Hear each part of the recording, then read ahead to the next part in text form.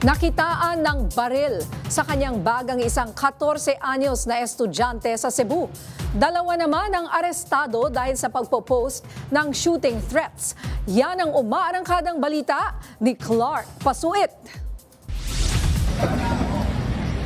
Alas 3 ng hapon nang magsagawa ng surprise inspection ang mga pulis sa Lutod National High School sa Pinamungahan, Cebu kahapon. Doon nakita ng mga pulis ang isang Magnum revolver mula sa bag ng 14 anyos na estudyante pero wala itong mga bala. Napag-alamang ang lolo ng minor de edad ang may-ari ng baril.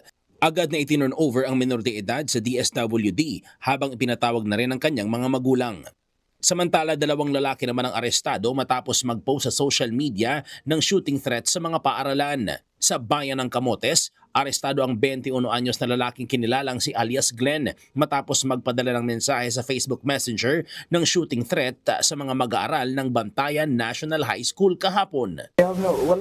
Sa Cebu City naman, kalaboso ang isang 20 anyos na lalaki matapos magbanta ng pamamaril sa San Carlos University sa kanyang TikTok live.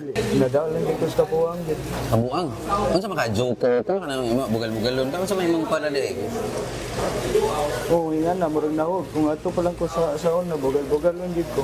So, wala di kay plano unta? Wala. Wala dito intention nga bato na, o yun sa baka. Paliwanag niya, wala siyang intensyon na makaabala at nagbibiro lamang siya. Paalala ng mga otoridad, maharap sa kaso ang mga taong gagawa ng kahit na anong pagbabanta.